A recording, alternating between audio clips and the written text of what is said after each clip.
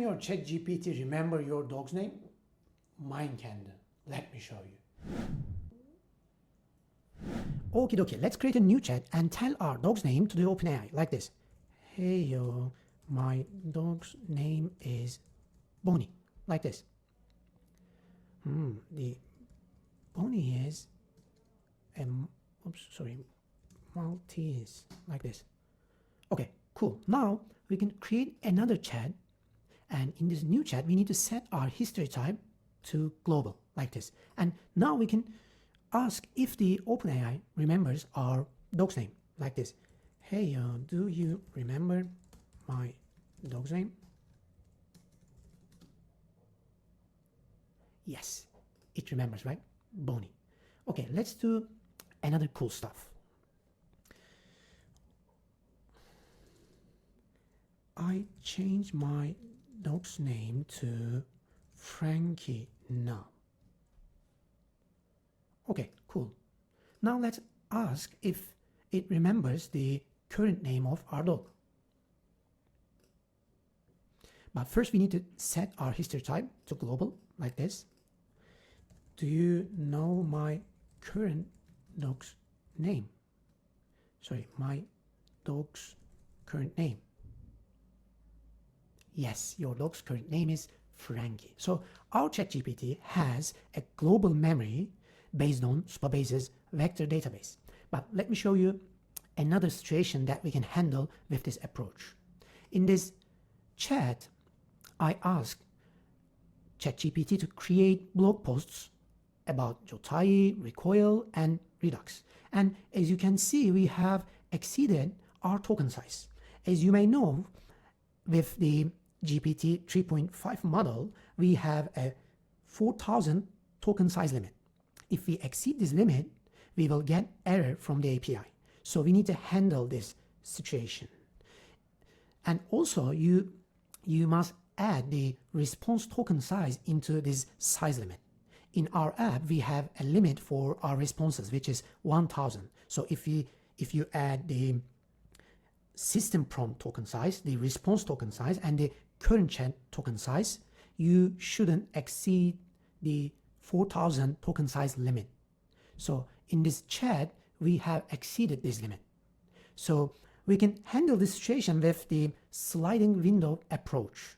Basically, we can remove older message from our chat history based on our token size. We can calculate the token size of each message, and we can delete older message based on these calculations. But with this approach, we can lose the older message from our chat history, and it can cause the change in our context, right? It can change the context because sometimes older message can be important than the others.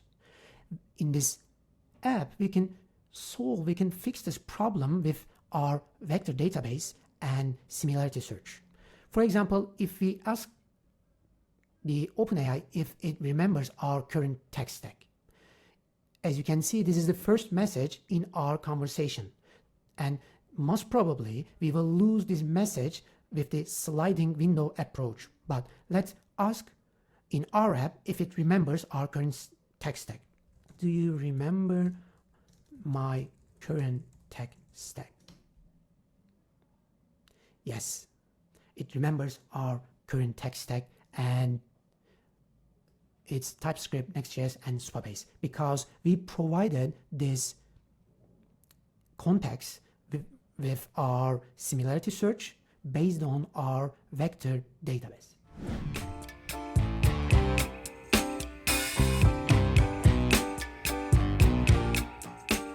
Let's start with the logic behind this approach. For every new message we create, we also need to create embedding, because we will use similarity search based on their embeddings.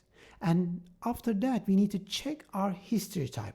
If our history type is global, we need to search relevant message from our vector database, right? If the history type is chat, we can use the current chat history.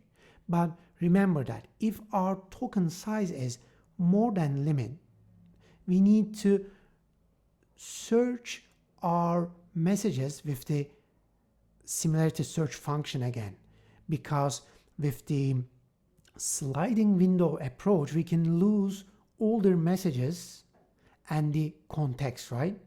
That's why we need to search our relevant messages based on the user message and get those messages as context. Once we have the context, we can get response from OpenAI and return this response as a AI message. Okay, now let's check our database schema. In our messages table, we have a column called embedding, and its type is vector. Okay, let's start with how we can create this kind of column in Supabase. First thing you need to do is enabling this plugin called Vector on your Postgres database. To find this plugin, you can simply search Vector with the search input like this. And once you enable this plugin, you can create embedding columns in your tables like this. You can create this column with dashboard embedding 2, since we already have one, and you can choose this user defined type called vector. Also, you can create this column with SQL query like this.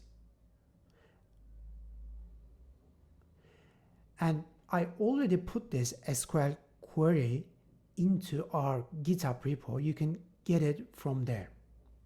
And once you create this column, the last thing you need to do is creating index based on this embedding column.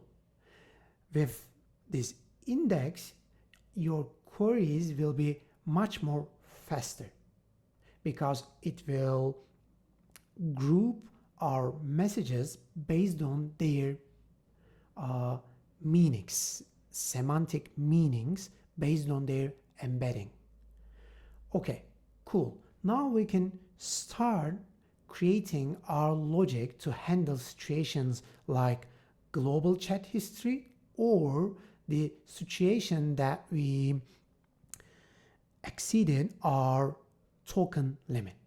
To search relevant message from the history, we have a function, a SQL function called search message. And to this function, we need to provide our query embedding, which is the last message from the user, but it should be the embedding of this message, not the content.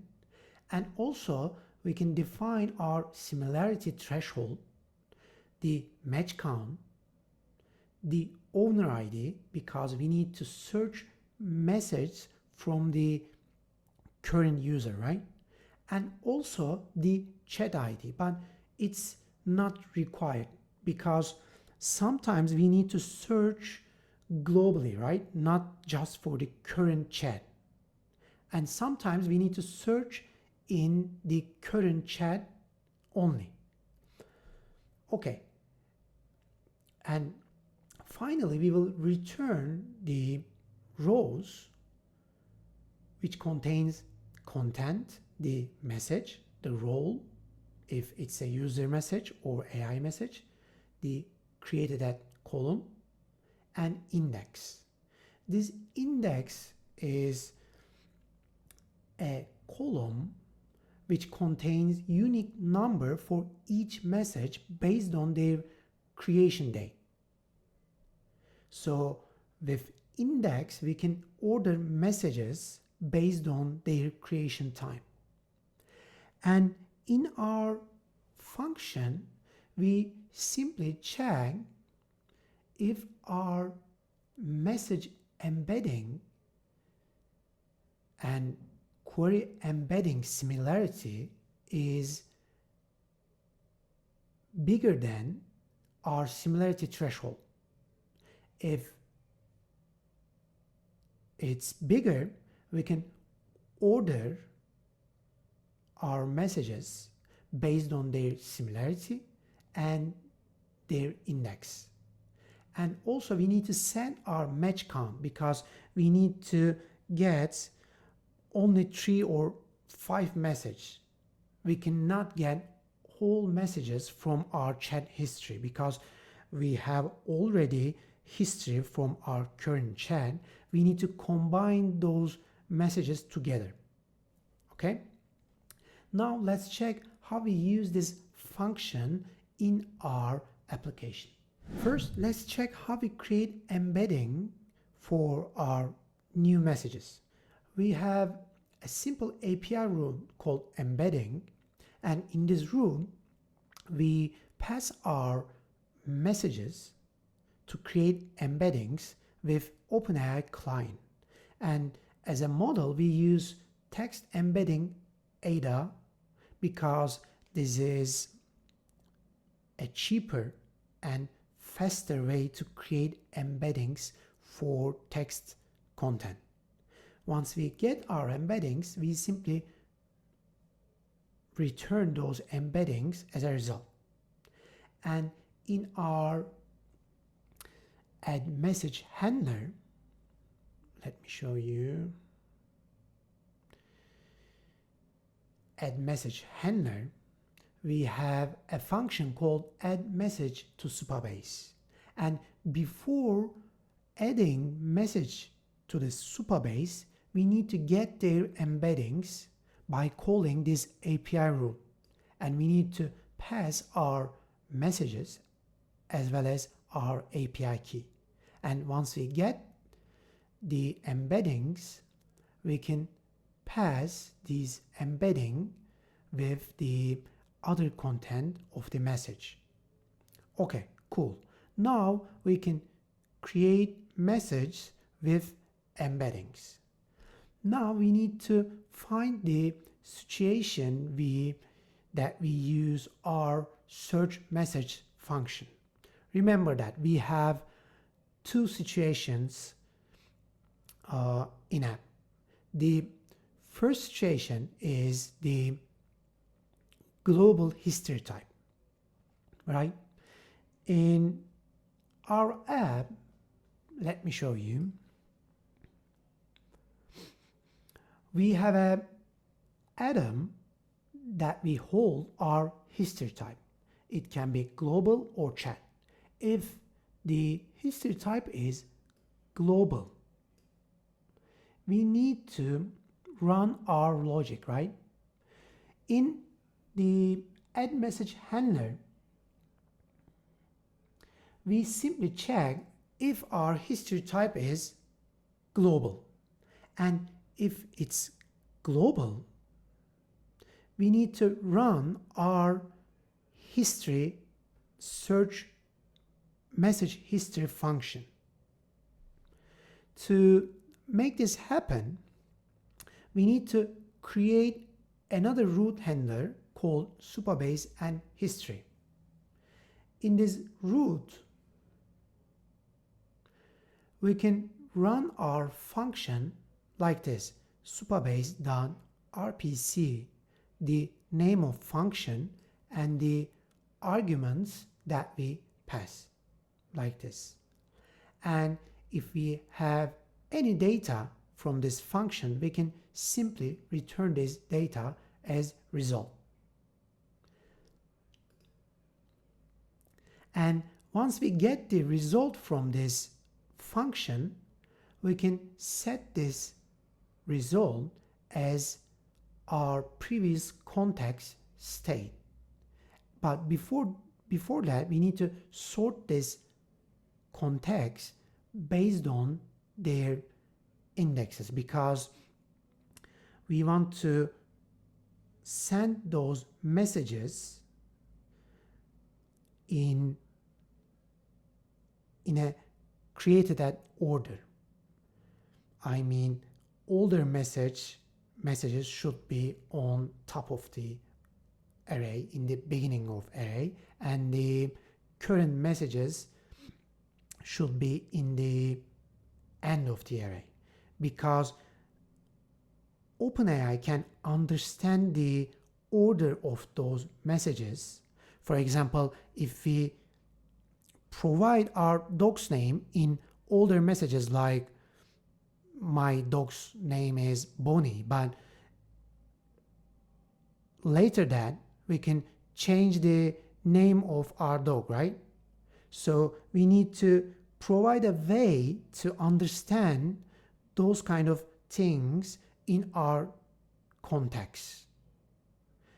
With the index column and with the order, we can provide this context to the OpenAI. Okay, cool. Now we get our history from our function, right? Now we need to control our token size limit logic.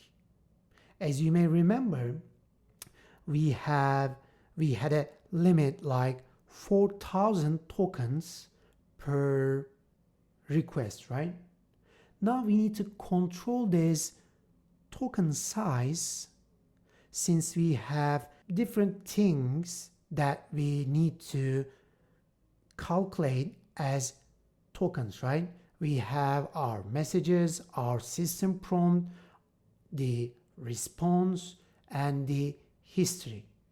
So we need to calculate those kind of things to prevent exceeding our 4,000 token size limit. Let me show you.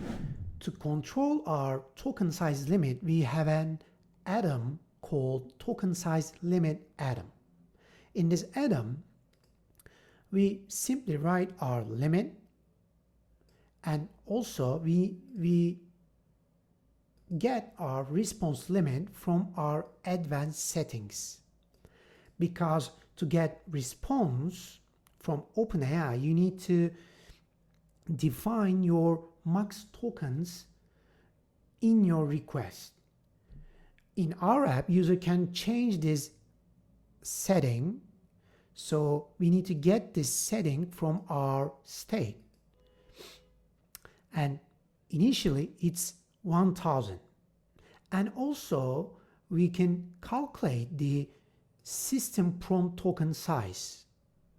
And again, user can change this system prompt. We need to calculate this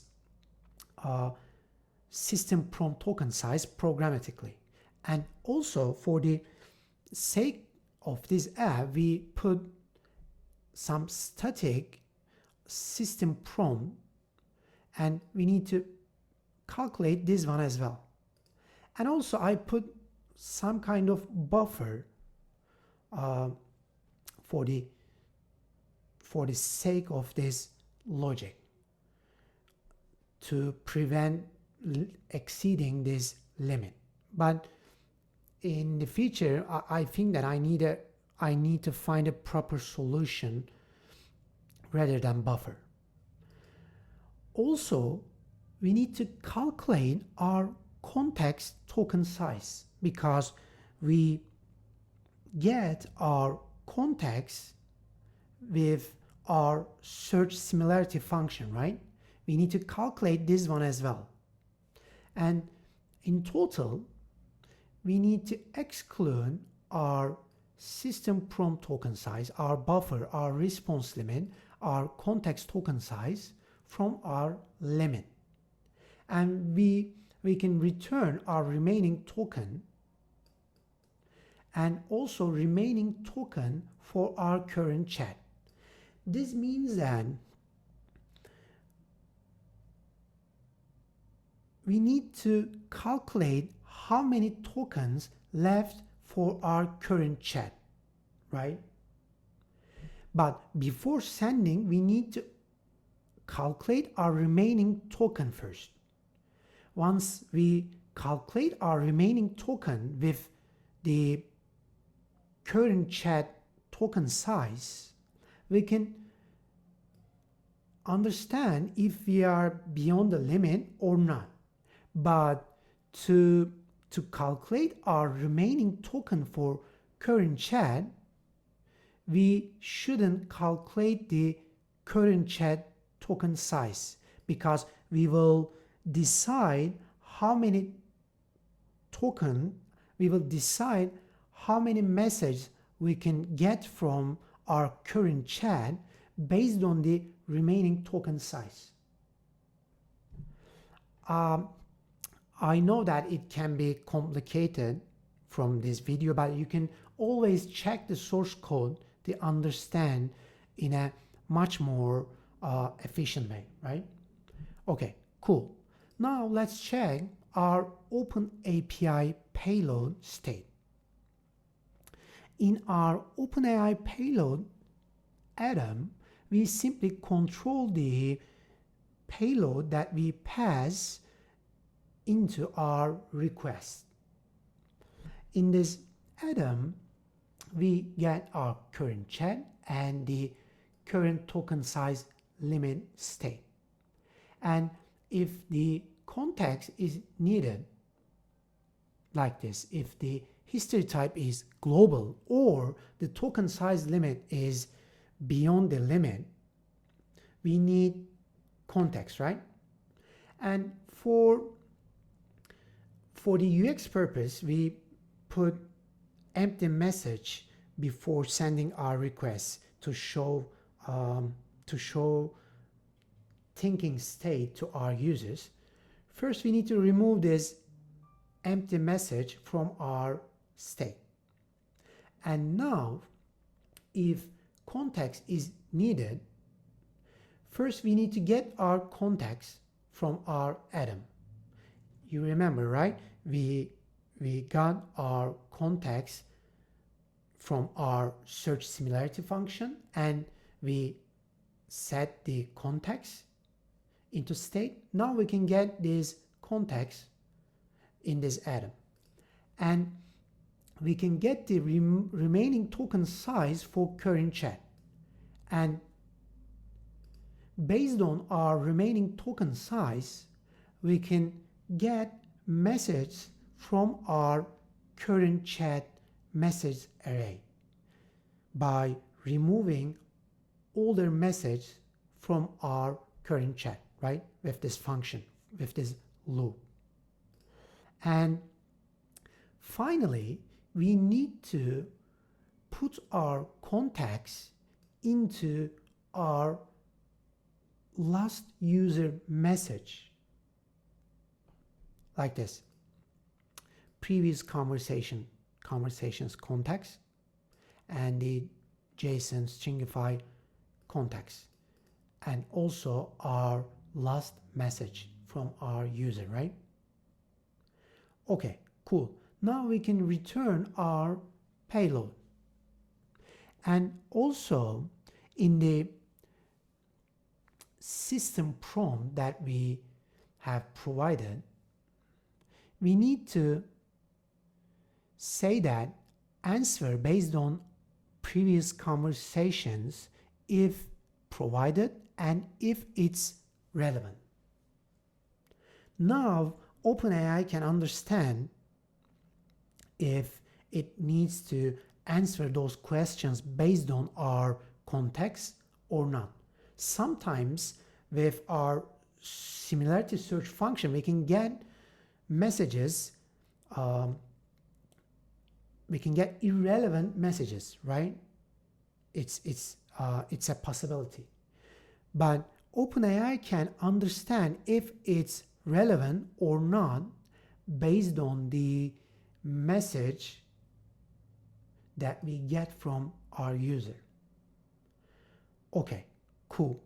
Now we have covered whole logic for our global chat, global history, and the situation that we are beyond our token limit, right? The only difference between these global or beyond limit approach is providing chat ID to our search similarity function, because we run the same logic for the both approaches. But in this search similarity function, let me show you. if our history type is global, we don't provide the chat ID because we want to search through whole messages. It doesn't matter if it's in the current chat or not, but if the history type is not global, we need to provide chat ID because we need to search in the particular, in the specific chat. Okay, cool. I think now we are done. Let me check if there is anything missing. Yeah, I think there are some kind of situations that we need to handle properly in the app, but you can check from these situations from the source code because I don't want to make this complicated for the beginners, but you can check the whole source code from GitHub.